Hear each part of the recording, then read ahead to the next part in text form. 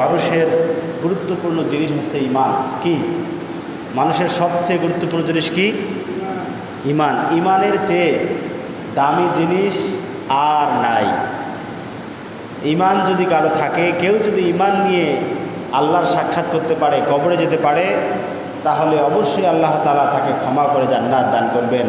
সেই হবে সফল ব্যক্তি, যারা পূর্ণাঙ্গ ঈমান নিয়ে কবরে যেতে পারবে। আর যারা ঈমান নিয়ে কবরে যেতে পারবে না, আখেরাতে তারা ব্যর্থদের অন্তর্ভুক্ত হবে, ক্ষতিগ্রস্তদের অন্তর্ভুক্ত হবে। তারা কিয়ামতের দিন জান্নাতে যেতে পারবে না। আমরা অনেক বিষয়ে খুব খেয়াল রাখি, যেমন অজু ভঙ্গের কারণ আমরা জানি, অজু আছে কি না ভাবি সবসময় যে অজুটা ভেঙে গেল নাকি, অজুটা আছে কি না। আরও নামাজ ভঙ্গের কারণ আমরা জানি যে নামাজটা আছে কি না। কত প্রশ্ন আমরা হুজুরদেরকে বলি, জিজ্ঞাসা করি, কিন্তু আমরা কোনোদিনও কোনো হুজুরকে গিয়ে বললাম না, হুজুর আমার কি ঈমানটা আছে কি না একটু বলেন তো।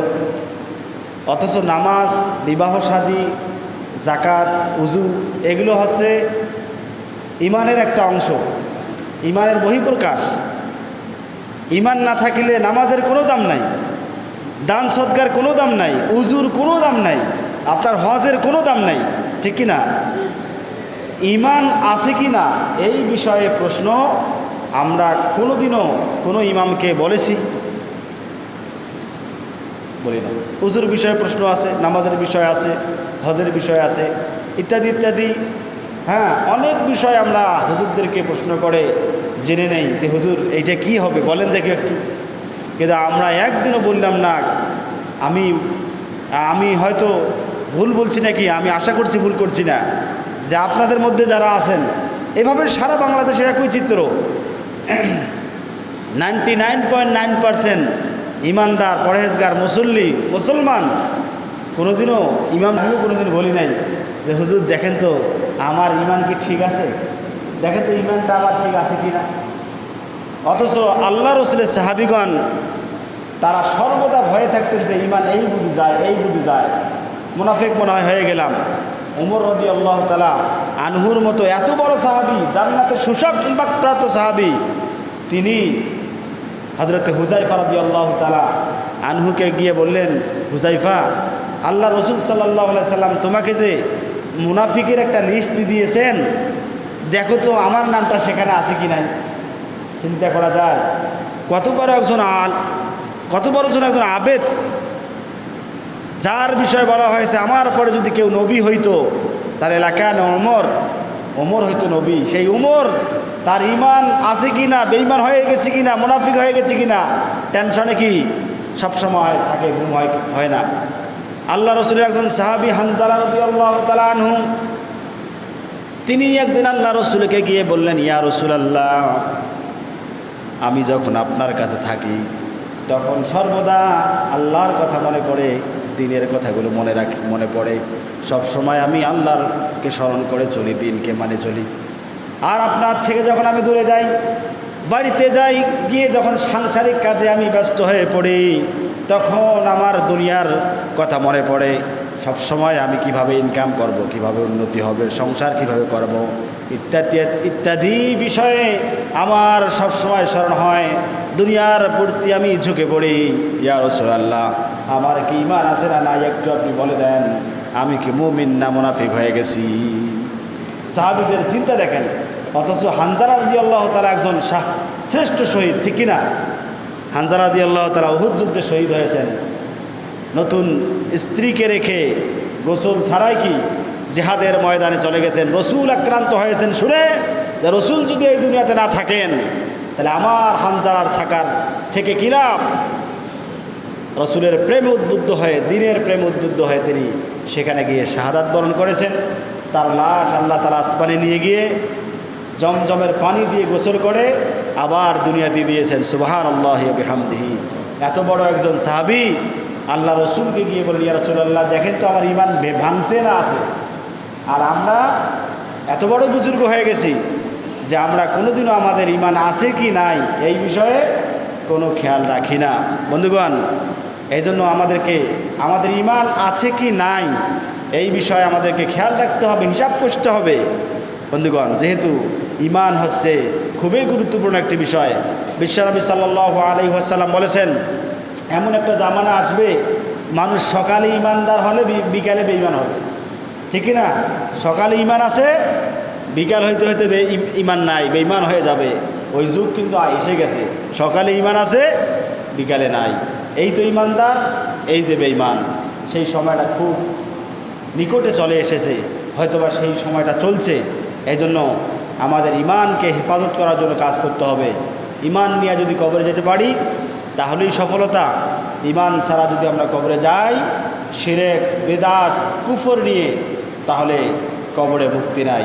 বন্ধুগণ, ঈমান ভঙ্গের কারণসমূহ এখন আমরা জানব। ঈমান ভঙ্গের প্রধান কারণ হচ্ছে তিনটা।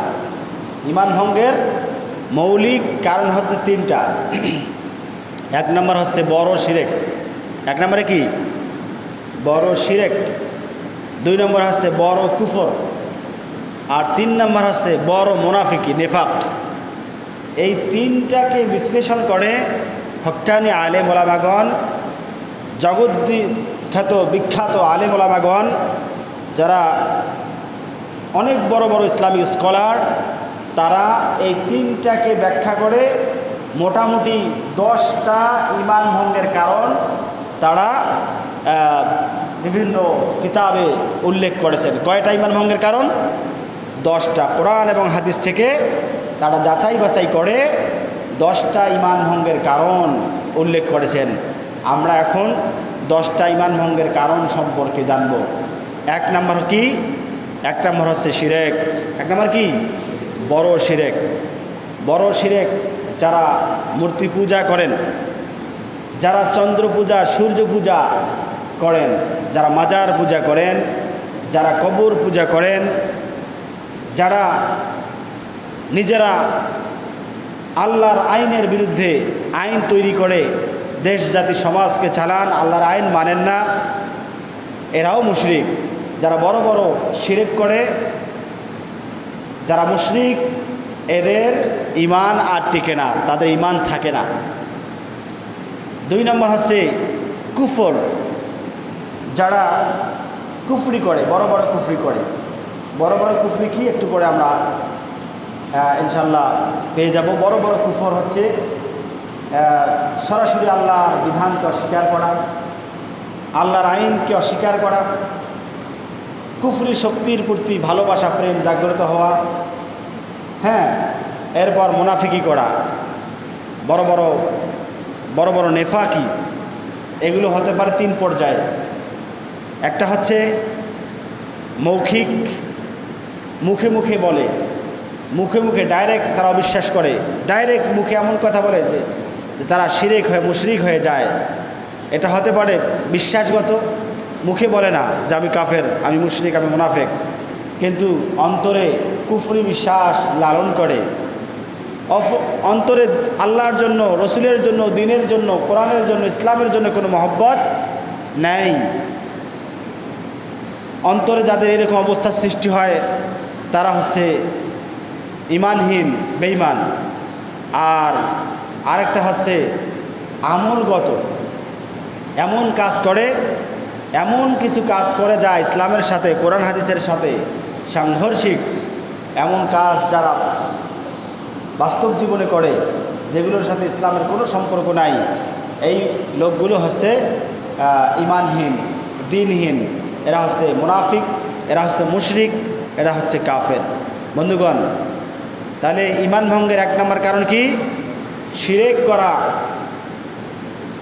মুসলমানদের প্রধান কাজ হবে শিরক থেকে বেঁচে থাকা, কারণ আল্লাহ তাআলা পবিত্র কোরআনুল কারিমে শিরককে মহা জুলুম বলেছেন।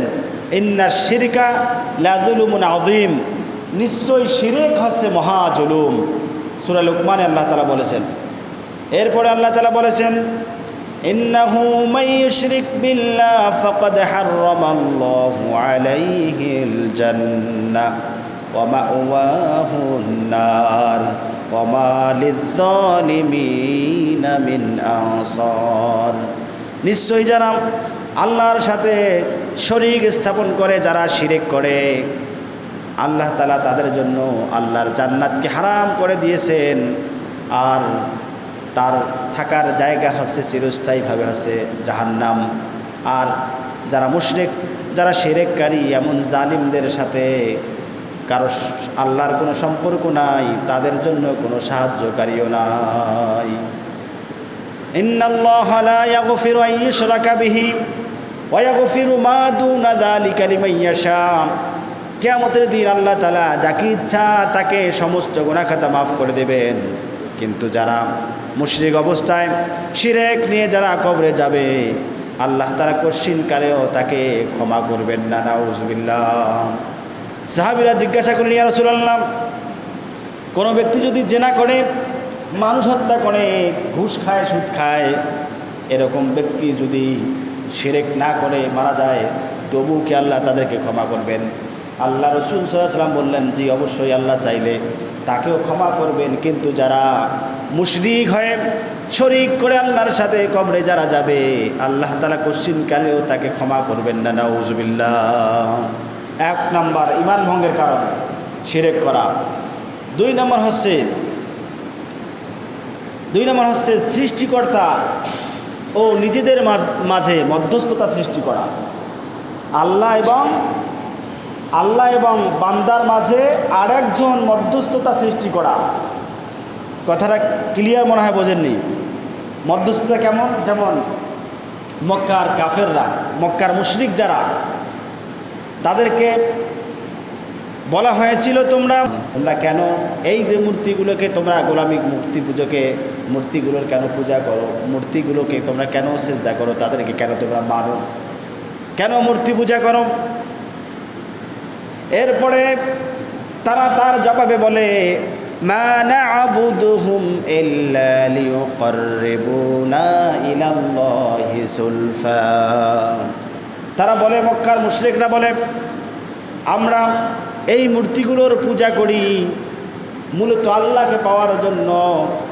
এই মূর্তিগুলোর যে আমরা গোলামি করি, তাদের পূজা করি, আর্চনা করি, যা করি আমরা, তাদের খেদমত করি, এগুলো মূলত আমরা আল্লাহকেই পাওয়ার জন্য করি। আল্লাহ তো অনেক মহান, অনেক মর্যাদাবান, আর আমরা তুচ্ছ মানুষ, আমরা তো সরাসরি আল্লাহকে পেতে পারি না। এই জন্যে আমরা মূর্তিগুলোর পূজা করি। এই লাত, মানাত, উজ্জা, এই মূর্তিগুলো আমাদের যাবতীয় আবেদন, নিবেদন, আমাদের চাওয়া পাওয়া, এগুলো আল্লাহর কাছে পৌঁছে দিবে।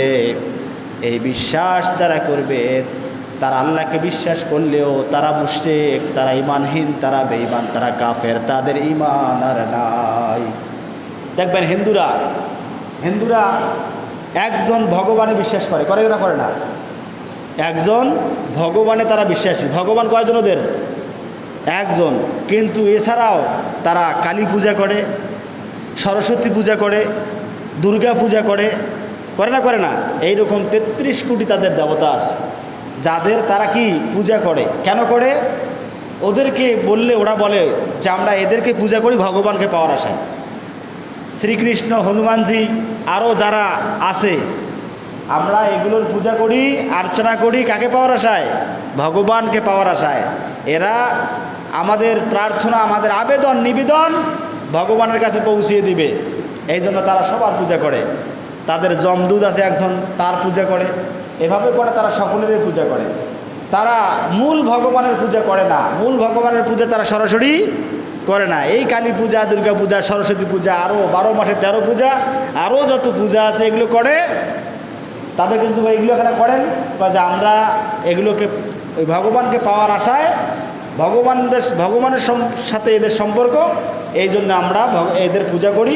এরা আমাদের যত আবেদন, নিবেদন আছে ভগবানের কাছে উপস্থাপন করবে, ভগবান আমাদেরকে দান করবে। আছে না নেই? নাউজুবিল্লাহি মিন যালিক। এই জন্য তারা মুশরিক।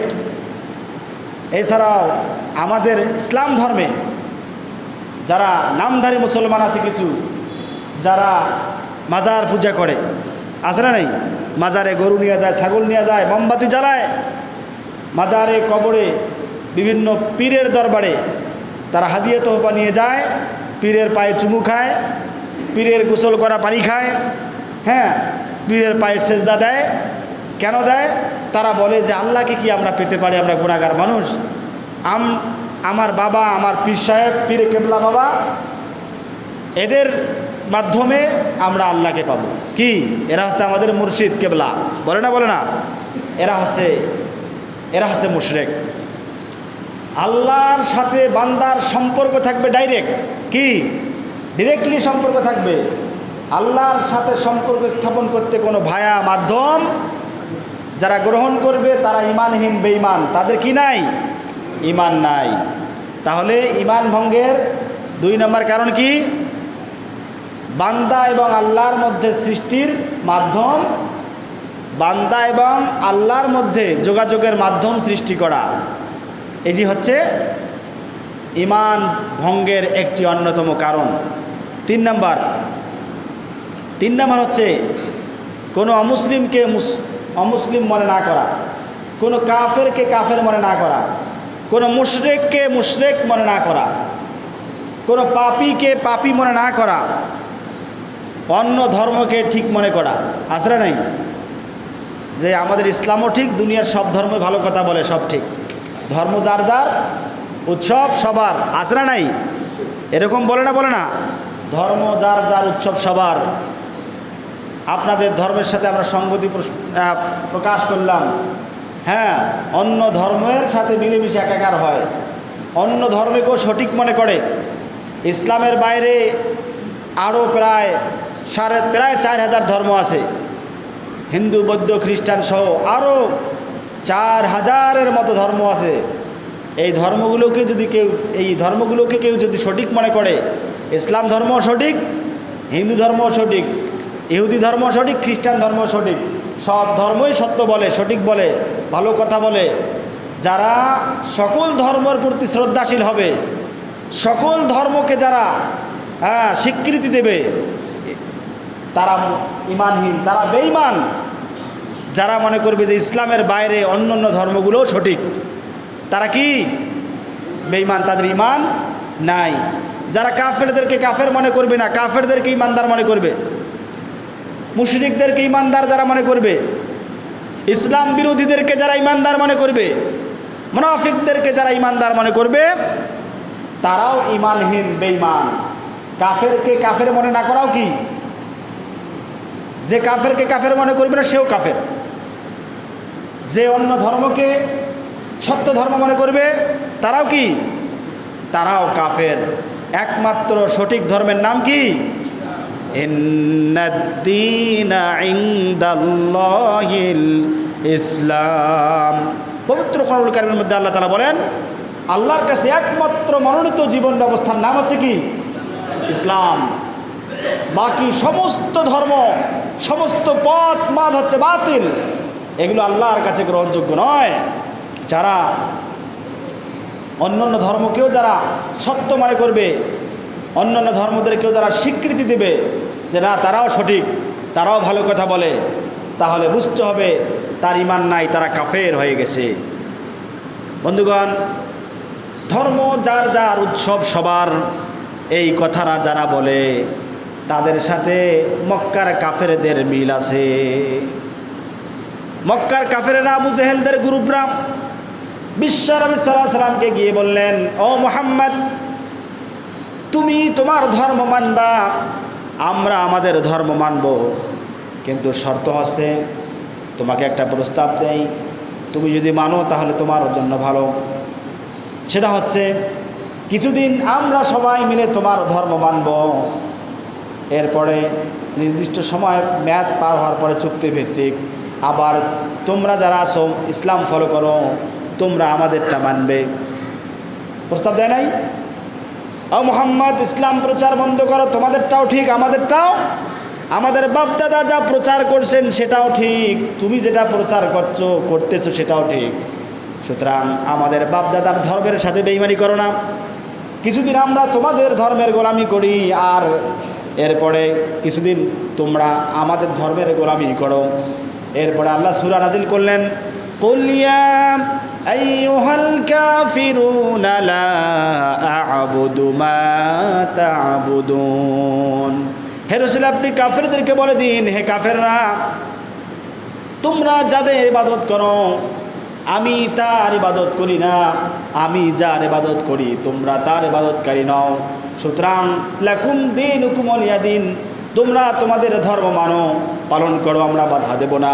আমরা আমাদের ধর্ম মানি, তোমরা তোমাদের ধর্ম মানো, আমরা কারো ধর্মের প্রতি কেউ হস্তক্ষেপ করব না। সুতরাং তোমরা তোমাদেরটা মানো। তোমাদের ধর্ম মানার ক্ষেত্রে তোমাদের ধর্মকে স্বীকৃতি, তোমাদের ধর্মকে সত্য ধর্ম বলে ঘোষণা দেওয়ার ক্ষেত্রে তোমরা আমাদেরকে পিরাপিরি করিও না। তোমরা তোমাদেরটা মানো, আমরা আমাদের সঠিক ধর্ম আল্লাহ প্রদত্ত ইসলাম মানব। সুতরাং তোমাদের সাথে আমাদের কোনো সম্পর্ক নাই। কিন্তু আজকে যারা ডিজিটাল আবু জেহেল যারা, ফেরাউন যারা, তারাও হিন্দুদের মূর্তি পূজার আয়োজন মণ্ডপে গিয়া, পূজা মণ্ডপে গিয়া তারা বলে ধর্ম যার যার, উৎসব সবার। এর মানে এই কথা যারা বলবে তাদের ঈমান আর থাকবে না, তারা কাফের হয়ে যাবে। ইহুদি খ্রিস্টান বৌদ্ধ ধর্মের উৎসব মুসলমানদের ধর্মের উৎসব হতে পারে না। তারা এগুলো বলে ওদেরকে খুশি রেখে, ভোট পাওয়ার আশায়। খুশি রাখে কি? ভোট পাওয়ার আশায়। ভোট পাওয়ার আশায় নিজের স্থানকে, ইমানকে বিক্রি করে দেয়, নিজের স্থানকে জাহান্নাম করে নেয়। ঠিক কি না? কত বড় বোকা বন্ধুগণ!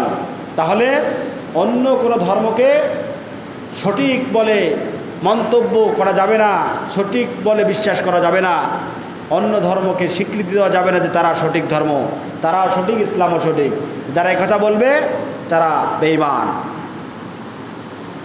বন্ধুগণ, ঈমান ভঙ্গের 4 নম্বর কারণ হচ্ছে তাগুদের নির্দেশকে রাসূল সাল্লাল্লাহু আলাইহি সাল্লামের আদর্শের চেয়ে শ্রেষ্ঠ মনে করা। তাগুত বলা হয় যারা নিজেরা ইসলাম মানে না এবং অন্য কেউ মানতে দেয় না, নিজেরা আল্লাহর আইন মানে না এবং যারা অন্যদেরকেও আল্লাহর আইন মানতে দেয় না। তাগুত বলা হয় যারা নিজেরা আইন তৈরি করে, দেশ চালায়, জাতি চালায়, রাষ্ট্র চালায়, আইন আদালত চালায়, এদেরকে বলা হয় তাগুত। এই তাগুত যারা এই সমস্ত তাগুদের আদেশকে মেনে নেবে, তাগুদের আদেশ নির্দেশকে রাসূল সাল্লাল্লাহু আলাইহি সাল্লামের আদেশের চেয়ে উত্তম মনে করবে। রাসূল সাল্লাল্লাহু আলাইহি সাল্লাম একটা আদেশ করেছেন, রাসূল সাল্লাল্লাহু আলাইহি সাল্লামের একটা আদর্শ আছে, রাসূল সাল্লাল্লাহু আলাইহি সাল্লামের আদর্শের চেয়ে যারা তাগুতের আদর্শকে বেশি পছন্দ করবে, আল্লাহ রাসূল সাল্লাল্লাহু আলাইহি সাল্লাম বলেছেন তারা হচ্ছে বেঈমান, তাদের ঈমান আর নাই। আল্লাহ তাআলা পবিত্র কোরআনুল কারীমের মধ্যে বলেছেন, ওয়ামাই ইয়াবতাগি গায়রাল ইসলামি দীনান ফালাই ইউকবালা মিনহু ওয়া হুয়া ফিল আখিরাতি মিনাল খাসিরিন। যে ব্যক্তি ইসলাম বাদ দিয়ে অন্য কোনো জীবন আদর্শ তালাশ করবে, ইসলামকে বাদ দিয়ে অন্য কোনো আইন মানবে, অন্য কোনো ধর্ম মানবে, অন্য কোনো বিধান মানবে, অন্য কোনো জীবন ব্যবস্থা মানবে, ফালাই ইউকবালা মিনহু, তার কোনো আমল কবুল করা হবে না। ওয়া হুয়া ফিল আখিরাতি মিনাল খাসিরিন, এই ব্যক্তি আখিরাতে ক্ষতিগ্রস্তদের অন্তর্ভুক্ত হবে। মানে কিয়ামতের দিন তারা জাহান্নামে যাবে যারা তার ব্যক্তিগত জীবন থেকে রাষ্ট্র জীবন পর্যন্ত ইসলামকে ফলো করবে না। ইসলামের বাইরে মানুষের তৈরি করা বিধানকে যারা ফলো করবে, ইসলামের আইনের বাইরে মানুষের তৈরি আইনকে যারা বেশি পছন্দ করবে, আল্লাহর আইনকে বললে অযৌক্তিক, সংবিধান বিরোধী, আছে না নাই? ইসলামের আইন হচ্ছে চোর যদি চুরি করার অপরাধে ধরা পড়ে যায় তার হাতকে কেটে ফেলতে হবে। ডাকাত যদি ধরা পড়ে যায় তার ডান হাত বাম পা অথবা বাম পা ডান পা, ডান হাত বাম হাত ডান পা কেটে দিতে হবে ডাকাত যদি ধরে পড়ে। জেনাকারী যদি অবিবাহিত ধরা পড়ে 80 বেত্রাঘাত, মদখোর ধরা পড়লে 80 বেত্রাঘাত, এরপরে যদি বিবাহিত জেনা কারিনী ধরা পড়ে তাদেরকে পাথর মেরে হত্যা করা, এগুলো হচ্ছে আল্লাহর আইন। এগুলো কি আল্লাহর আইন। এই আল্লাহর আইনগুলোকে যারা অযৌক্তিক বলে যে সংবিধান বিরোধী, এগুলো বর্বর, এগুলো আমাদের চরিত্র আইন বিরোধী, যারা আল্লাহর আইনকে নিয়ে ঠাট্টা বিদ্রোহ করবে, বলবে এটা বর্বর, এই আইন চলবে না, ইত্যাদি ইত্যাদি, যারা মতামত প্রকাশ করবে, আল্লাহর আইনকে যারা অপছন্দ করবে, এরা হচ্ছে টাটকা কাফের, এদের ঈমান নাই। যতই নামাজ পড়ুক, হজ করুক, যাকাত দেখ, যতই মুখে ইসলাম বলুক, যারা আল্লাহর আইনের সাথে বেয়াদবি করবে, বেঈমানি করবে, আল্লাহর আইনকে যারা অযৌক্তিক বলবে, বর্বর বলবে, তারা হচ্ছে টাটকা কাফের, তারা হচ্ছে বেঈমান, তারা জালেম, তারা ফাসিক। সূরা মায়েদার মধ্যে আল্লাহ তাআলা বলেন, ওমান লাম ইয়াহকুম বিমা আনজালাল্লাহু ফাউলাইকা হুমুল কাফিরুন ফাউলাইকা হুমুজ যালিমুন ফাউলাইকা হুমুল ফাসিকুন। একই সূরায় ধারাবাহিকভাবে আল্লাহ তাআলা 3 আয়াতের মধ্যে বলেন একইভাবে, যারা আল্লাহর আইন দিয়া বিচার ফয়সালা করে না, আল্লাহর আইন দিয়া দেশ চালায় না, রাষ্ট্র চালায় না, জাতিকে চালায় না, আল্লাহর আইন দিয়ে যারা ফয়সালা করে না, 1 নম্বরে হচ্ছে তারা কাফের, 2 নম্বর হচ্ছে তারা জালেম, আর 3 নম্বর হচ্ছে তারা হচ্ছে ফাসিক। নাউজুবিল্লাহ। যারা আল্লাহর আইনকে ঠাট্টা করে, আল্লাহর আইনকে যারা মৌলবাদী, জঙ্গিবাদী, বর্বর বলে, অযৌক্তিক বলে, সংবিধান বিরোধী বলে, আইন বিরোধী বলে, এই সমস্ত ব্যক্তিরা হচ্ছে জালেম, তারা কাফের এবং তারা ফাসিক। এদের ঈমান আছে? কথা বলেন। আর এই বেঈমানদেরকে যারা সাপোর্ট করবে, এই বেঈমানদের আদর্শের যারা আন্দোলন করবে, তারাও মুনাফিক, তারাও কাফের, তারাও হচ্ছে ফাসিক। কি আপনাদের আওয়াজ বের হচ্ছে না? কথা কি বুঝেন? ঈমান আছে আমাদের? কথা বলেন। ঈমান আছে আমাদের? ঈমান নাই। এই কারণগুলোর সাথে আমাদের প্রত্যেকটা কারণ আমাদের সাথে সংশ্লিষ্ট। সম্মানিত বন্ধুগণ, যারা বলে আল্লাহর আইন বর্বর, যারা বলে আল্লাহর আইন অযৌক্তিক, এই আইন এই সমাজে এই যুগে চলে না, তারা কারা? তারা হচ্ছে নব্য আবু জেহেল, তারা হচ্ছে কাফের, তারা হচ্ছে জালিম, তারা হচ্ছে ফাসিক। চোর কি চাবে? যারা চুরি করে তারা কি চাবে আল্লাহর আইন দেশে চলুক? কথা বলেন। এই যে বড় বড় চোররা, ওরা জানে যে আল্লাহর আইন যদি আমরা প্রতিষ্ঠা করি, সর্বপ্রথম আমাদের হাতগুলো কাটা যাবে, ঠিক কিনা? মন্ত্রী থেকে শুরু করে চৌকিদার পর্যন্ত, মোস্ট অফ দ্য পিপল, তারা কি অধিকাংশই তারা হচ্ছে চোর, ঠিক কিনা? 2-1 জন ভালো আছে। যদি আল্লাহর আইন প্রতিষ্ঠা করে, সর্বপ্রথম মন্ত্রী মহোদয়ের হাত কাটা যাবে, সচিবের হাত কাটা যাবে, এমনকি যে বিচারক, প্রধান বিচারক, তারও হাত কাটা যাবে, ঠিক কিনা? কারণ সেও বিচার করে, দুর্নীতি করে, ঠিক কিনা? সেও চুরি করে, ঠিক কিনা? এই চুরির ভাগ সেও খায়, ঠিক কিনা? এই জন্য এরা চাবে না যে আল্লাহর আইন, কোরআনের আইনটা সমাজে চালু হোক, ব্রিটিশদের আইন থাকুক। কদু চুরি করিয়া জেলখানা যাবে, ডাকাতের সাথে সাক্ষাৎ হয়ে ডাকাতির ট্রেনিং নেবে, হবে 3 মাস পর, ঠিক কিনা? এরপরে মানুষ হত্যা করবে, হচ্ছে না? নিরপরাধ নিষ্পাপ শিশুদেরকে গণধর্ষণ করে হত্যা করছে কারা? কাদের আশকারায়? আল্লাহর আইন না থাকার কারণে, ওই ব্রিটিশদের পচা দুর্গন্ধময় আইন থাকার কারণে আজকে আমাদের মা বোনেরা, নিরাপদ মানুষের আজকে হত্যা, ধর্ষণের, বিভিন্ন নির্যাতনের শিকার হচ্ছে, ঠিক কিনা? আল্লাহর আইন যদি থাকতো যে জেনাকারী ধরা পড়লে তাকে পাথর মেরে হত্যা, একটা কায়েম করলে একটা হত্যার মধ্য দিয়ে সারা জাতি, গোটা জাতি নিরাপদ, ঠিক কিনা? দিস ইজ আল্লাহর আইন। আর চোর ডাকাতদের, ইবলিশদের আইন প্রতিষ্ঠিত থাকার কারণে আজকে হত্যা, ধর্ষণ, মাদক কোনো কিছুই বন্ধ হচ্ছে না। হচ্ছে একটা চোরকে যদি ধরা পড়ার অপরাধে তার হাত কেটে দেওয়া হয়, আর এটা যদি ইলেকট্রনিক মিডিয়া, প্রিন্ট মিডিয়া, সমস্ত মিডিয়া যদি লাইভ কভারেজ করে, তাহলে পরের দিন থেকে দোকানপাট 24 ঘন্টা খোলা থাকবে, একটা লোক পাহারাদার থাকবে না, কোনো সিসি ক্যামেরা থাকবে না। তারপরেও আল্লাহর কোনো গোলাম, কোনো চোর ডাকাত 1 টাকা চুরি করার সাহস পাবে। কারণ হাত কেটে দেওয়া মানে কি সারা জীবন, এই চোর হাত কাটা মানে কি তারা সারা জীবন তাকে চোরের অপবাদ দিয়ে সমাজে বাঁচতে হবে, ঠিক কিনা? যে তোর হাত কাটা কেন, নিঃসন্দেহে এটা চোর, ঠিক কিনা? এই ভয়ে কারো মাথার মধ্যে এই চিন্তা কখনো আসবে না যে চুরি করব, ঠিক কিনা?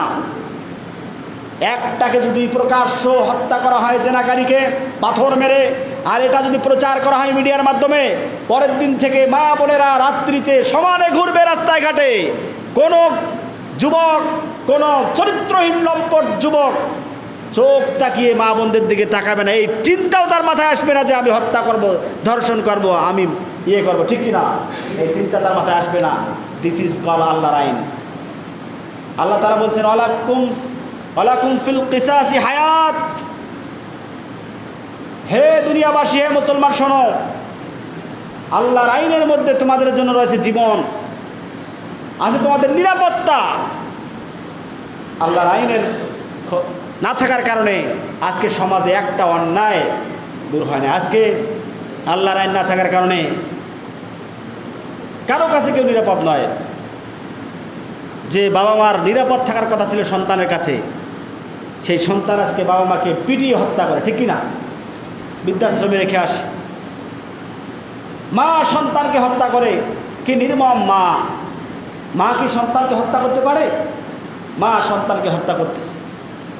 এভাবে জুলুম চলছে সমাজে, অহরহ জুলুম চলছে। এই জুলুমগুলোর অবসান হওয়ার কেবল তখনই সম্ভব যখন আল্লাহর আইন দিয়ে দেশ চলবে, সমাজ চলবে।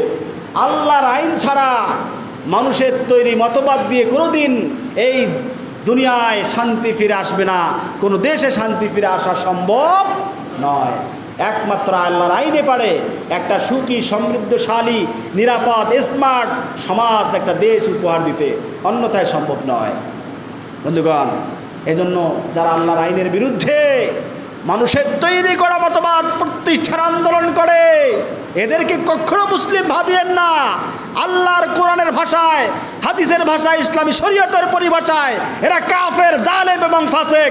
এবং এদেরকে যারা সহযোগিতা করবে ভোট দিয়ে, টাকা দিয়ে, পয়সা দিয়ে, সমর্থন দিয়ে, তারাও কাফের, জালেম, ফাসেক। তারা ঈমানহীন, বেঈমান, তাদের ঈমানের লেশ মাত্র নাই, তাদের ঈমানের দাবি মিথ্যা, মিথ্যা, মিথ্যা, ঠিক কিনা?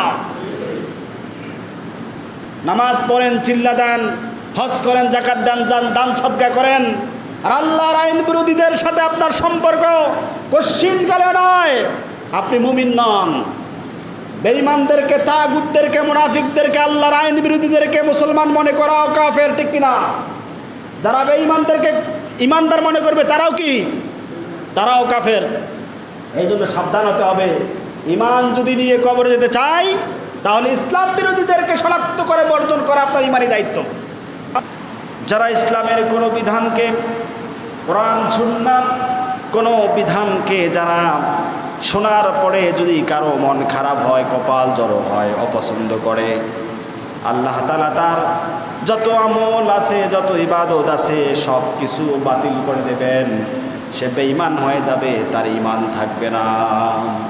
মহান আল্লাহ তাআলা পবিত্র কোরআন কারীমের অন্যতম সূরা মুহাম্মাদের 9 নম্বর আয়াতে বলেছেন, যালিকা বিআন্নাহুম কারিহু মা আনজালাল্লাহ ফাআহবাতা আ'মালাহুম।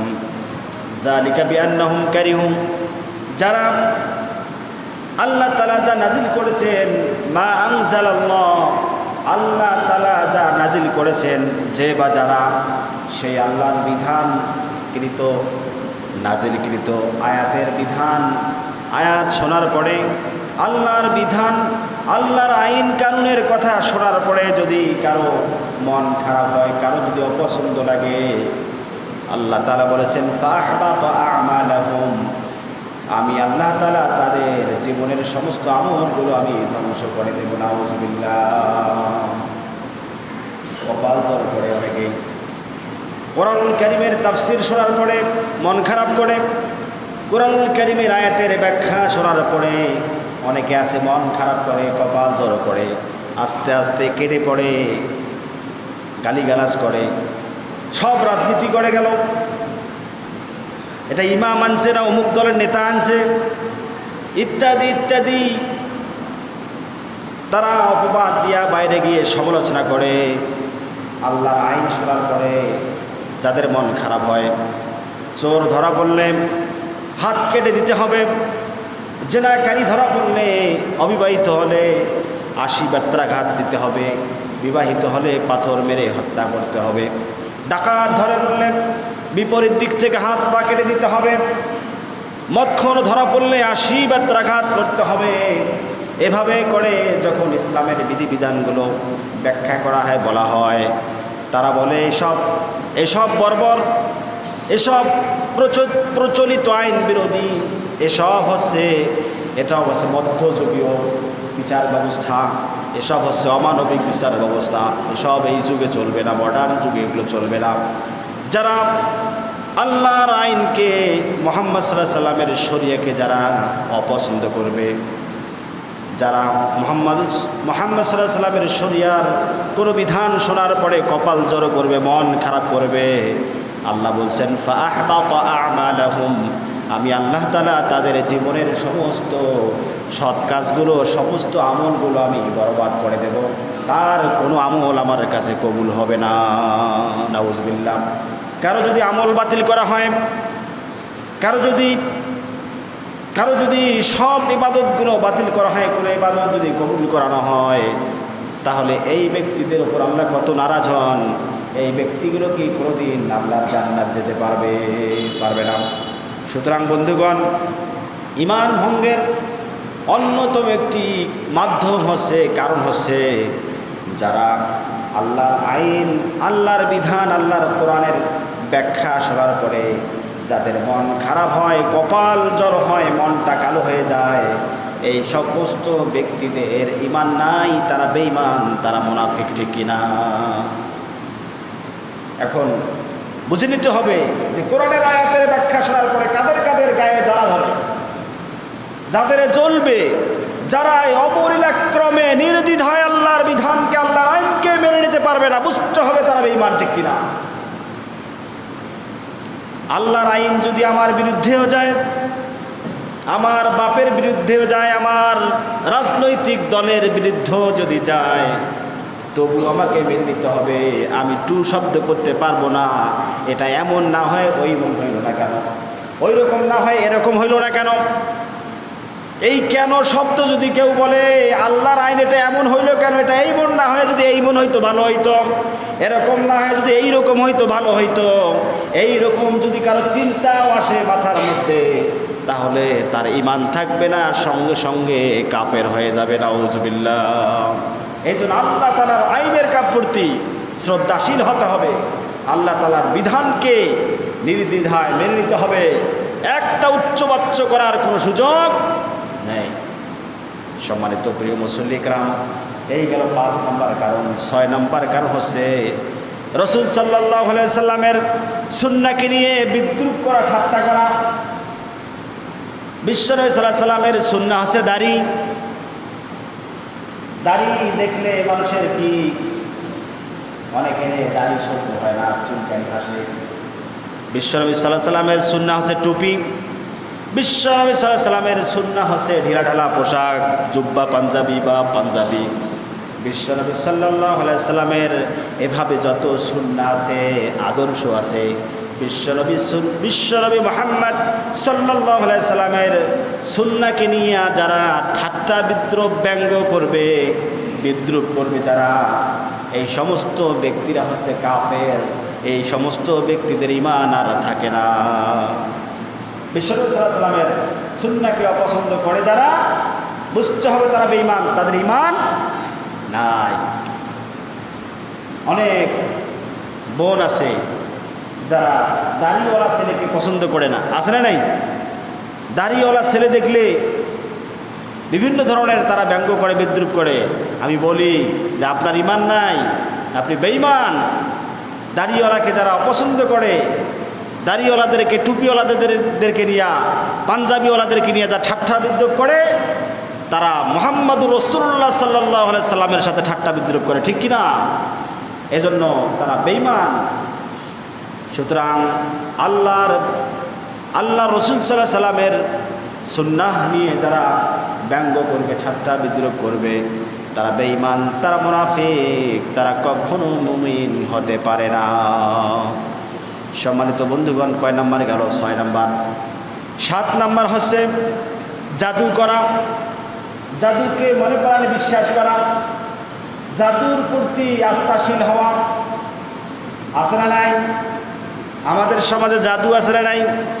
কুফরি কালাম আছে না নাই? করণী আছে না নাই? ফকিরের কাছে যায় না?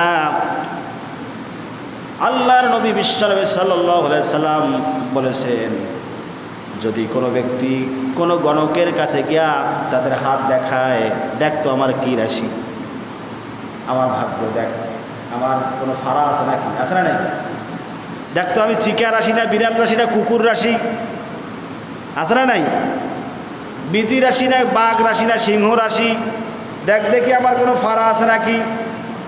যারা নিজের হাতকে কোনো ব্যক্তিকে, কোনো গণককে, কোনো জাদুকারকে দেখাবে, বিশ্বনবী সাল্লাল্লাহু আলাইহি সাল্লাম বলেছেন, এই হাত দেখার অপরাধে 40 দিন তার কোনো আমল আল্লাহর দরবারে কবুল হবে না। 40 দিন কোনো আমল তার কবুল হবে না। শুধু খালি দেখাবে, হাতটা দেখ দেখি কি অবস্থা, আমার রাশির কি হাল। কোনো ব্যক্তি যদি গণকের কাছে যায় আর গণকের প্রতি আস্থাশীল হয়, তার ঈমান থাকে না, তারা বেঈমান হয়ে যায়। ইসলামী শরীয়তের একটা আইন হচ্ছে, হযরত ওমর রাদিয়াল্লাহু তাআলা আনহুর সময় আইনটি কার্যকর করেছিলেন। ওমর রাদিয়াল্লাহু তাআলা ঘোষণা করেছিলেন, যেখানে গণক দেখবা, গণককে ধরে সঙ্গে সঙ্গে তাদেরকে হত্যা করবা। গণকদের, জাদুকরদের এই দুনিয়াতে বেঁচে থাকার কোনো অধিকার না।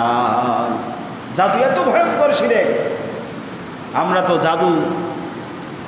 জাদুকর, জাদুওয়ালা, যারা জাদু খেলা দেখায় বা জাদুকর, গণক, আমরা এদেরকে মাথায় তুলে নাচি। এই লালবাগের হাটে যদি কোনো জাদুকর আসে, কিছু একটা দেখায় ফেলবি, নামাজে রক্ত চলে যায়, নামাজি টেরে পায় না, জাদু দেখতে হবে, ঠিক কিনা? ঘিরে ধরে, গাছের শিকড় বিক্রি করে, তারপরে আরও কি তাবিজ কবিজ বিক্রি করে, আর আমরা এগুলো টাকা দিয়ে ক্রয় করে নিয়ে আসি, কোমরে মাদুলি বান্ধি, এরপরে গলায় আরও কি সুতা টুতা কত কি দেয়, তারপরে হাতের মধ্যে কি দেয়, ব্রেসলেট না হলে কি দিয়ে দেয়, যে আল্লাহ ভালো জানে। এগুলো নাকি ওদেরকে বাত ব্যথা দূর করবে, এগুলো ওদেরকে বদনজর থেকে হেফাজত করবে, রোগ বালাই থেকে মুক্ত করবে, এগুলো তাদেরকে সেলফ সিকিউরিটি দেবে, আছে না নাই? এগুলো যারা বিশ্বাস করে, গণকদের, ফকিরদের এসব জিনিসের প্রতি যারা বিশ্বাসী হয়, যারা এগুলোকে লালন করে, মনে প্রাণে বিশ্বাস করে, তারা বেঈমান, তারা কাফের, তাদের ঈমান নাই, তাদের কোনো ইবাদত আল্লাহ তাআলা কবুল করবেন না। আল্লাহর নামের লকেট, ওইখানে গেলে কাগজপাতি ঢুকার পরে গলায় দেয়, হাতে দেয়, কোমরে দেয়, আছে না নাই? এগুলো নিয়ে আবার টয়লেটে যায়, পায়খানা যায়। আল্লাহর নাম, মুহাম্মদ সাল্লাল্লাহু আলাইহি সাল্লামের নাম, কোরআনের আয়াত, হাদিসের টুকরা, এইসব নিয়ে কি টয়লেটে যাওয়া জায়েজ আছে? কবিরা গুনাহ। তাবিজ নিয়ে কবরে যাচ্ছে, আর তো জায়েজ নাই। কোনো কাগজের টুকরা যদি আপনাকে রক্ষা করতে পারে, কোনো লেখা যদি আপনাকে রক্ষা করতে পারে, কোনো তাম্র জাতীয় বা কোনো লকেট যদি, কোনো সুতা যদি আপনাকে রক্ষা করতে পারে, তাহলে বিশ্বজাহানের মালিকের কি কাজ, বিশ্বজাহানের মালিকের প্রতি আপনার কি বিশ্বাস? এই 7 আমাকে প্রায় আসে, হুজুর এই 7 তো পরে সুতে আনছি 7 কালারের, এটা কিছু বান্ধি দেন। আমি বলে পারি না। আমি বলি যে এই সুতা যদি আপনার সন্তানকে সুস্থ করতে পারে, তাহলে আল্লাহর কি কাজ, ঠিক না? বন্ধুগণ, মানুষ এত মূর্খ, এত জাহেল, এগুলো জানে না যেগুলো শিরক। কখনো যাদের এগুলো আছে খুলে ফেলুন, তা না হলে আপনার কোনো ইবাদত কবুল হবে না। আপনি আল্লাহর প্রতি পূর্ণ আস্থা এবং বিশ্বাস রাখুন, আল্লাহ তাআলাই আপনার জন্য উত্তম হেফাজতকারী। কই আমি তো জীবনে কোনোদিন ছুতা দেই নেই, কিচ্ছু দেই নেই, আমার তো কিছু হয় না। যে যেইটাতে বিশ্বাস করে আল্লাহ ওইটাতে তাকে নিমজ্জিত করে দেয়। যারা যেটা বিশ্বাস করে ওইটাতে বরকত দিয়ে দেন, ঠিক কি না? ভয় করতে হবে একমাত্র কাকে? আল্লাহ তাআলাকে। আস্থাশীল কার উপর হইতে হবে? আল্লাহর উপর। ওয়া আলাল্লাহি ফালিয়াতাওয়াক্কালিল মুমিনুন। মুমিনদের উচিত সর্বক্ষণিক সর্বদা আল্লাহর উপর ভরসা করা, অন্য কারোর উপর নয়। আল্লাহ তাআলা সব কিছুর মালিক। যা ভালো যা মন্দ সব কিছু আল্লাহর পক্ষ থেকে সংগঠিত হয়। এখন মন্দ যেগুলো সংগঠিত হয় মানুষের বিশ্বাসের উপর আল্লাহ ওইটাতে কি বারাকা দিয়ে দেয়। খারাপ যেগুলো ভালো হয় ভালোগুলো আল্লাহ তাআলা বরকত দিয়ে দেন। ওয়া ইয়ামসাসকাল্লাহু বিদুররিন ফালা কাশিফা ওয়া ইউরিদিকা বিখাইরিন ফালা রাদ্দা লিফাদলিহি।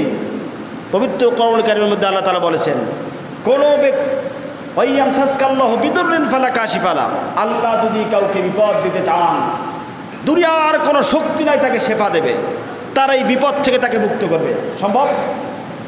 আল্লাহ যদি কাউকে বিপদ যুক্ত করতে চান, বিপদে ফেলতে চান, পৃথিবীর কোনো শক্তি আছে তাকে রক্ষা করার? ওয়া ইউরিদিকা বিখাইরিন ফালা রাদ্দা লিফাদলিহি।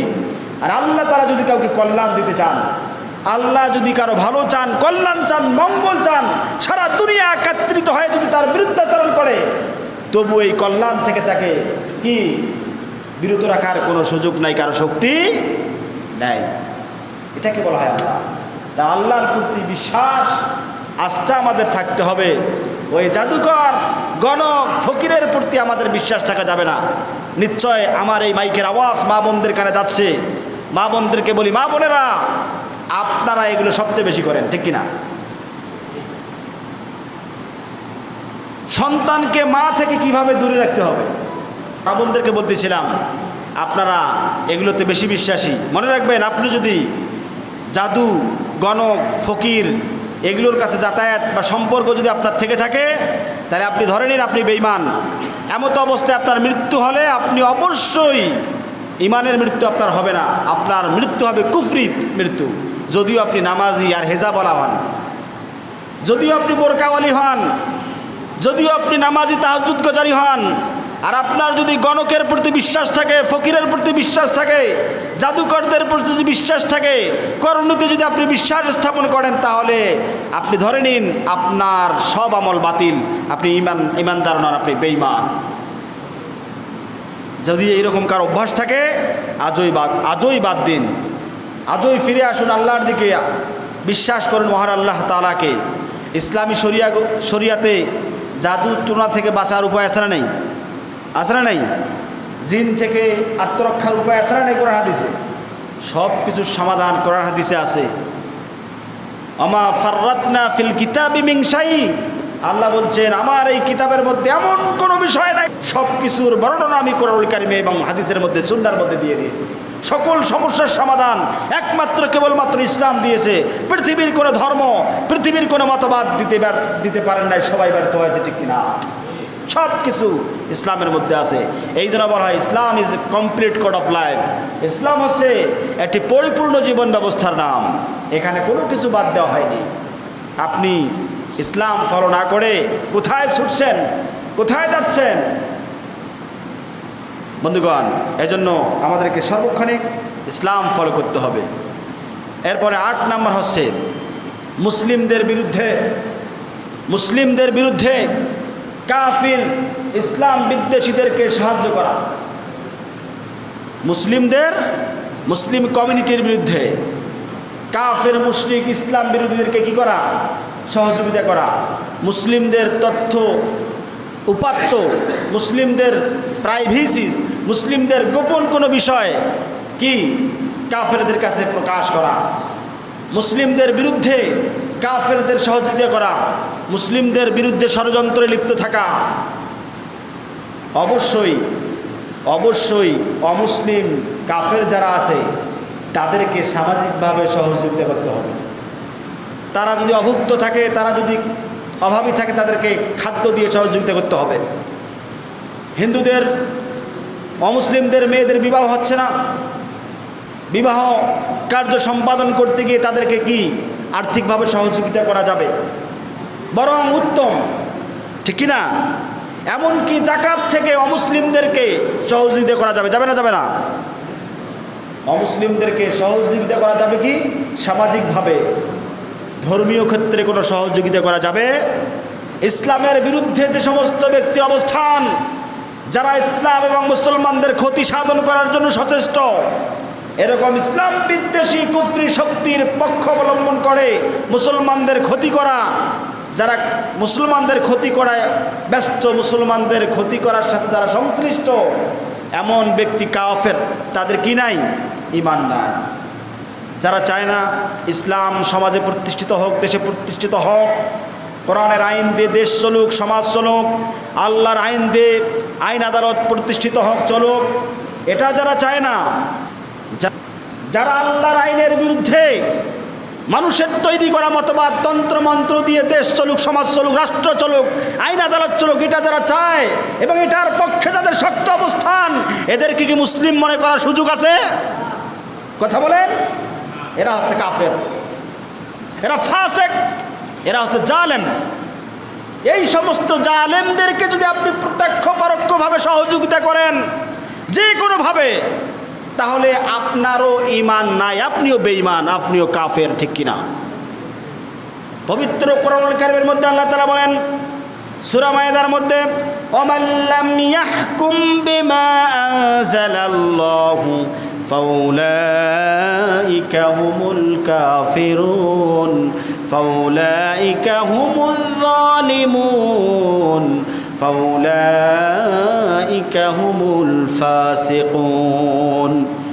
যা আল্লাহ তাআলা বলেছেন, যারা আল্লাহর বিধানকে অপছন্দ করে, আল্লাহর বিধান দিয়ে যারা বিচার ফয়সলা করে না, আল্লাহর আইনের বিরুদ্ধে যাদের অবস্থান, আল্লাহর আইন দিয়ে যারা দেশ চালায় না, সমাজ চালায় না, আইন আদালত যারা চালায় না, আল্লাহর আইনকে যারা বৃদ্ধাঙ্গুলি দেখায়, আল্লাহর আদর্শকে যারা বৃদ্ধাঙ্গুলি দেখায়, যারা মানুষের তৈরি করা, ব্রিটিশদের দেওয়া, লেনিন কার্ল মার্কসের দেওয়া, আব্রাহাম লিঙ্কনের দেওয়া, শয়তানের তৈরি, মানুষের তৈরি মতবাদ দিয়ে যারা, আইন দিয়া যারা দেশ চালায়, সমাজ চালায়, যারা আইন আদালত প্রতিষ্ঠা করে, 1 নম্বরে আল্লাহ বলছেন তারা কাফের, 2 নম্বরে হচ্ছে তারা জালেম, আর 3 নম্বরে হচ্ছে তারা ফাসিক।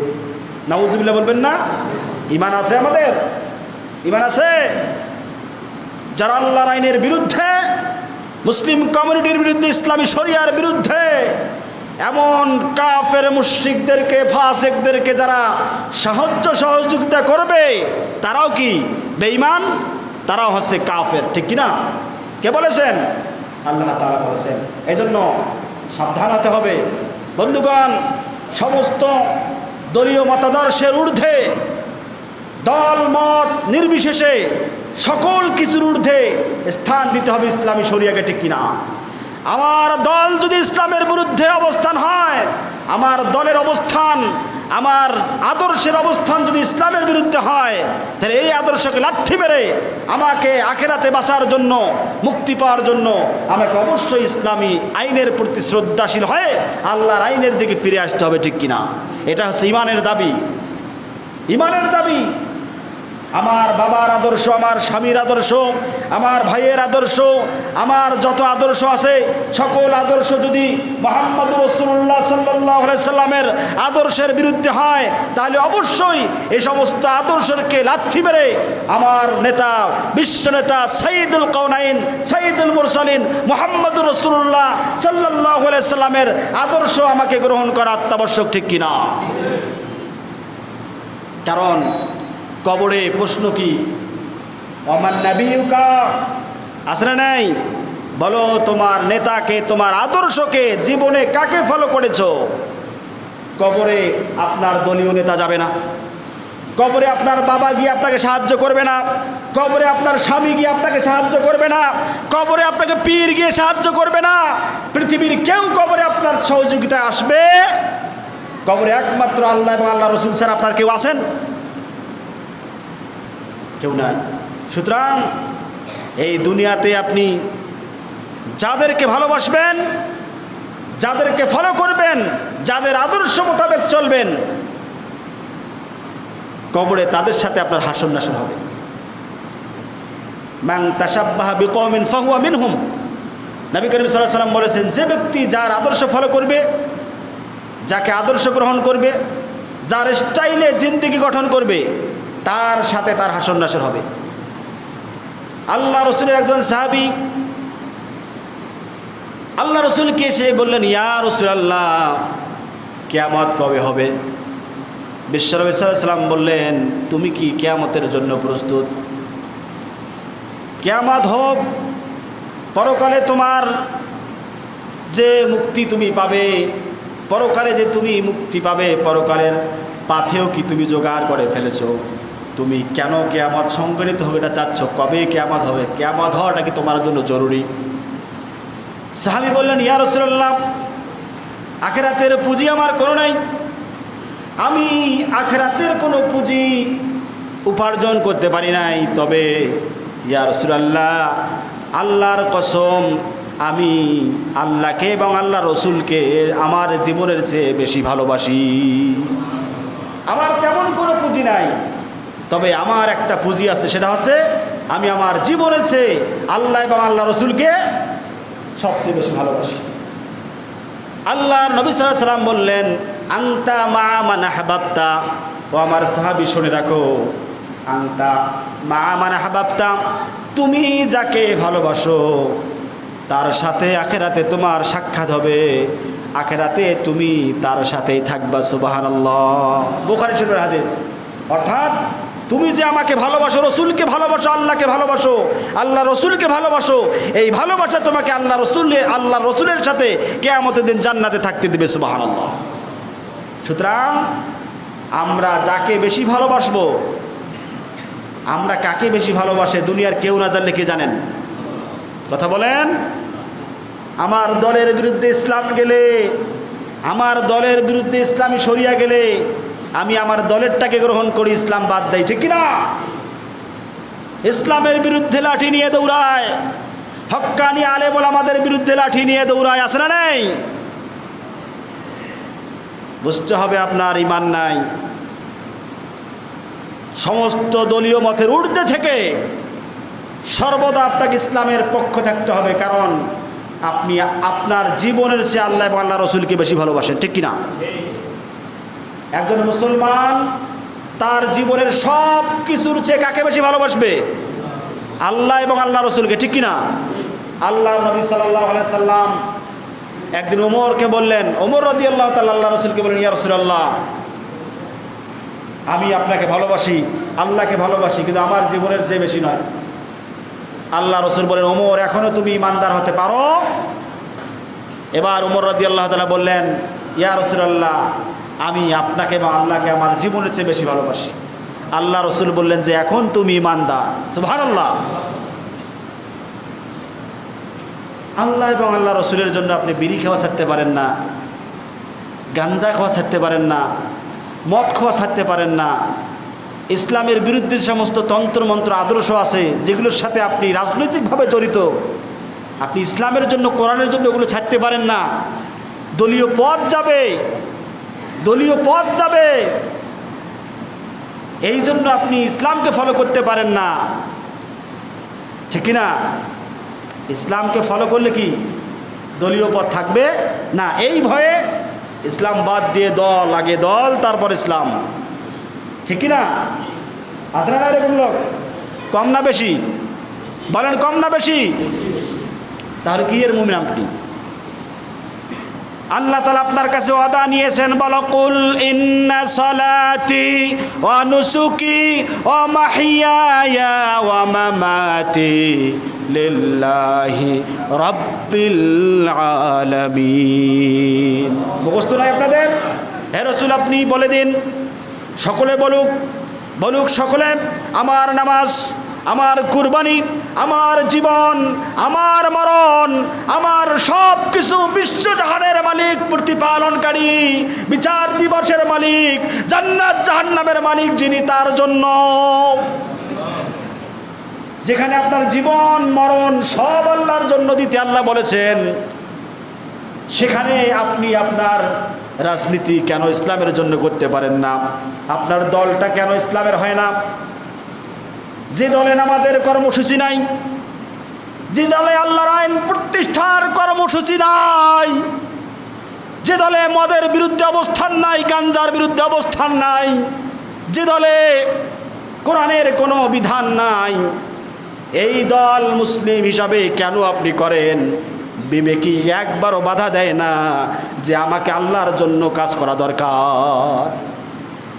আল্লাহ তাআলা পবিত্র কোরআন সূরা তাওবায় বলেছেন 112 নম্বর আয়াত, 111 নম্বর আয়াত, ইন্নাল্লাহা আশতারা মিনাল মুমিনিনা আনফুসাহুম ওয়া আমওয়ালাহুম বিআন্না লাহুমুল জান্নাহ ইউকাতিলুনা ফি সাবিলিল্লাহি ফায়াকতুলুনা ওয়া ইউকতালুন। আল্লাহু আকবার। আল্লাহ তাআলা বলেছেন যারা মুমিন, যারা ইমানদার মুসলমান, নিশ্চয় আমি আল্লাহ তাআলা তাদের জান মাল সব কিছু কিনে নিয়েছি, ক্রয় করে নিয়েছি। এর বিনিময়ে আমি আল্লাহ তাদেরকে জান্নাত দান করব। আমি জান্নাত দান করব। জান্নাতের বিনিময়ে মুমিন মুসলমানদের জান মাল আমি আল্লাহ কিনে নিয়েছি। আল্লাহ তাআলা আপনার জানমাল কিনে নিয়েছেন, আল্লাহর কাছে আপনি আপনার জানমাল বিক্রি করে দিয়েছেন। এই বিকৃত জিনিসের, এই আমানতের খেয়ানত আপনি করতে পারেন না। আল্লাহর দেওয়া জানমাল আল্লাহর দিন প্রতিষ্ঠার জন্য ব্যয় করতে হবে। কোনো কুফরি শক্তিকে, কোনো ইসলাম বিদ্বেষী শক্তিকে প্রতিষ্ঠার জন্য আপনার এই জানমাল কখনো ব্যয় করতে আপনি পারবেন না। যদি আমানতের খেয়ানত করেন, কিয়ামতের দিন আপনি জান্নাত হারাবেন, কোশ্চিন কালেও আপনি জান্নাতে যেতে পারবেন না। ঠিক কি না? এই জানমাল আমাদেরকে কে দিয়েছেন? আল্লাহ তাআলা আমাদেরকে দান করেছেন। কি করেছেন? দান করা জিনিস কি ফেরত হয়? কথা বলেন। তারপর আল্লাহ দান করার পরে বলছেন যে বান্দা এখন এটা আমার কাছে বিক্রি করো। কিভাবে বিক্রি করবা? তুমি তোমার জানমাল দিয়ে আমার দিন প্রতিষ্ঠার কাজ করবা, এর বিনিময়ে আমি আল্লাহ তোমাকে জান্নাত দান করব। বিকৃত জিনিস, আর যেটা আমি আল্লাহ তাআলার কাছে জান্নাতের বিনিময়ে বিক্রি করে দিয়েছি, এইটা আমি আল্লাহ রাস্তায় ব্যয় না করে ব্যয় করতেছি কার কাছে? Lenin, Karl Marx, Abraham Lincoln, মানুষের তৈরি মতবাদ প্রতিষ্ঠার আন্দোলনের পক্ষে আমি এটা ব্যয় করতেছি। তাহলে কি আমি আল্লাহর আমানতের খেয়ানত করতেছি না রক্ষা করতেছি? কথা বলে না কেন বন্ধুগণ? এজন্য আল্লাহর এই জানমাল দিতে হবে কার জন্য? আপনার শরীরের শক্তি, আপনার অর্থ, আপনার টাকা পয়সা, আপনার পরিবার, পুরাটাই আপনি আল্লাহর দ্বীনের জন্য আপনাকে কুরবানি করতে হবে। এটা হচ্ছে ঈমান, এটা ঈমানের দাবি। আপনি এটা ওই অমুকের বাপের আদর্শ, অমুকের স্বামীর আদর্শ, অমুকের আদর্শ, অমুক পীরের আদর্শ প্রতিষ্ঠার জন্য আপনি ব্যয় করতে পারবেন? আপনাকে মুহাম্মদ সাল্লাল্লাহু আলাইহি ওয়াসাল্লামের দ্বীনের জন্য আপনাকে কুরবানি করতে হবে। ঠিক কি না? এই সমস্ত কথা বললেও অনেকে কয় হুজুর রাজনীতি করতেছে। তাহলে বোঝেন কত বড় কপাল পড়া। আমি কি আমার স্বার্থে কথা বলতেছি? আমি কোনো দলের দিকে ডাকতেছি? আমি তো ডাকতেছি আপনাকে জান্নাতের দিকে, কোরআনের দিকে, ইসলামের দিকে, রাসূলের আদর্শের দিকে। ঠিক কিনা? তবুও কেন আমি খারাপ? তবুও কেন আমি মৌলবাদী? তবুও কেন আমি জঙ্গিবাদী? তবুও কেন আমি ইত্যাদি ইত্যাদি। বন্ধুগণ, যাদের ইসলামের কথা শোনার পরে, ইসলামের পক্ষের কথা শোনার পরে যাদের মন খারাপ হয়, আল্লাহ তাআলা পবিত্র কোরআনে বলছেন তারা কাফের। তারা কি? যালিকা বিআন্নাহুম কারিহু মা আনজালাল্লাহু ফাআহাবাতা আ'মালাহুম। যারা আমার আয়াত শোনার পরে, আমার কোরআনের ব্যাখ্যা শোনার পরে যাদের কপাল জড়ো হয়, মন খারাপ করে, তার জীবনের সমস্ত আমল আমি আল্লাহ তাআলা বাতিল করে দেব। তার কোনো ইবাদত, কোনো বন্দেগী, কোনো আমল, দান সদকা আমি কোনো কিছুই কবুল করব না। নাউজুবিল্লাহ। এই জন্য বন্ধুগণ, ঈমান ভঙ্গের ৮ নম্বর কারণ হচ্ছে কাফের মুশরিকদেরকে, ইসলাম বিরোধীদেরকে মুসলমানদের বিরুদ্ধে সহযোগিতা করা। মুসলমানদের বিরুদ্ধে যারা, ইসলামী আদর্শের বিরুদ্ধে যারা ইসলামকে এই দুনিয়া থেকে মিটিয়ে দিতে চায়, আল্লাহর আইনকে দুনিয়ার মধ্যে কবর দিতে চায়, এমন জনগোষ্ঠীকে, এমন ব্যক্তিদেরকে, এমন নেতা নেত্রীদেরকে সহযোগিতা যারা করবে তারা বেঈমান, তারা কাফের, তারা কখনো মুমিন হতে পারে না। দাড়ি আছে, টুপি আছে, জুব্বা আছে, পাঞ্জাবি আছে, অনেক আল্লাহর গোলাম আছে। তাগুত যারা প্রতিষ্ঠিত করতে চায়, আল্লাহ যারা আল্লাহর আইনের বিরুদ্ধে, তাদের দালালি করে আসরা নাই, আসরা নাই। আল্লাহ তাআলা আমাদের প্রত্যেকে হেদায়েত দান করুন, ইসলামের পক্ষে, ইসলামের পথে থাকার তৌফিক দান করুন। আলোচনাটা আজকে আমি শেষ করে দেবো ঈমান ভঙ্গের 10টা কারণের মধ্যে 8 নাম্বার কি? 8 নাম্বার হচ্ছে মুসলিমদের বিরুদ্ধে কাফেরদেরকে সহযোগিতা করা, ইসলামের বিরুদ্ধে, মুসলমানদের বিরুদ্ধে যারা এমন ব্যক্তিদেরকে যারা সহযোগিতা করবে তারা ঈমানহীন, তারা বেঈমান। 9 নাম্বার হচ্ছে ইসলামী হুকুমের বাইরে অন্য কোনো হুকুম যদি কেউ তালাশ করে, ইসলামী হুকুমের বাইরে অন্য হুকুমাত মানুষের তৈরি করা, একই কথা আমার ব্যাখ্যার সাথে মিলে যায়, একই কথা। যারা অন্য হুকুমাত তালাশ করবে, অন্য হুকুমাত এস্টাবলিশ করার কাজ করবে, তারাও কাফের, তারা মুমিন নয়। দলিল কোরআনুল কারীমের মধ্যে অসংখ্য আছে। 10 নম্বর হচ্ছে আল্লাহর মনোনীত জীবন ব্যবস্থা ইসলাম থেকে যারা মুখ ফিরিয়ে নেয়। 10 নম্বর, আল্লাহর মনোনীত জীবন ব্যবস্থার নাম কি? ইসলাম। ইসলাম থেকে যারা মুখ ফিরিয়ে নেয়, ইসলামের ধার ধারে না, ইসলামকে গুরুত্ব দেয় না, কুফরি করে না ঠিক আছে, শিরকি করে না সরাসরি ঠিক আছে, কিন্তু ইসলাম নিয়ে তার কোনো ফিকির নাই, নিজের মতো চলছে, ইসলাম যে কি জানে না, বোঝে না। দুনিয়ার সমস্ত শিক্ষা ব্যবস্থায় শিক্ষিত হয়, দুনিয়ার সমস্ত শিক্ষা গ্রহণ করে, কিন্তু কোরআন জানে না। কোরআন যে অর্জনে শেখা ফরজ, ওটা কি তার মাথায় খেলে না। নামাজ যে তাকে পড়তে হবে, নামাজ যে গুরুত্ব দিয়ে পড়তে হবে, এই চিন্তা তার মাথায় আসে না, আসে না? নাই। জাকাত ফরজ হলে জাকাত দিতে হবে, এই খেয়াল তার নাই। এই যে হজ ফরজ, হজ চলছে, হজের মৌসুম, হজ ফরজ হয়ে গেছে, হজ যে করতে হবে সে বোঝেই না, আসে না? নাই। ইসলাম থেকে বিমুখ, ইসলামের ক্ষেত্রে উদাসীন, যেমন তেমন করে কি জিন্দগি পার করে দিয়েছে, এইরকম লোকের সংখ্যা কম না বেশি? কম না বেশি? শতকরা 85%, শতকরা 85% লোক এমন আছে যারা ইসলামকে কোনো মনেই করে না, ইসলামের শরিয়া সম্পর্কে কোনো ধারণা নাই, অথচ লোকগুলো ভালো। আমার জানা এমন লোক আছে, আপনাদের এলাকাতে আছে, তার আচার ব্যবহার আচরণ এত ভালো মানুষ আমি আমার চোখে দেখি নাই। তার লেনদেন, তার কথাবার্তা, তার আচার আচরণ, পরোপকারিতা এত ভালো, যেহেতু নামাজ যে মনে পড়ে না, নামাজ কি নামাজ পড়তে হবে এই খেয়াল তার নাই। হজ ফরজ হয়ে গেছে তার এই চিন্তা নাই, হজ করে নেই। জাকাত দিতে হবে, জাকাত বোঝে না, কোরআনের একটা আয়াতও জানে না, আছে না নাই? এই লোকগুলো হচ্ছে ইসলাম থেকে বেমুখ। এই লোকগুলো কি ইসলাম থেকে বেমুখ। এমন ইসলাম থেকে বেমুখ ব্যক্তিও কাফের। নাউজুবিল্লাহ বলবেন না? আল্লাহ তাআলা আমাদেরকে সঠিক বুঝ দান করুন, সকলে আল্লাহুম্মা আমিন। ইসলাম ফলো করুন, ইসলাম শিখুন, ইসলামের পক্ষে থাকুন, দুনিয়াতে শান্তি হবে, আখিরাতে মুক্তি হবে। আল্লাহ তাআলা আমাদের সকলকে সঠিক বুঝ দান করুন, আমিন। আসসালামু আলাইকুম ওয়া রাহমাতুল্লাহ।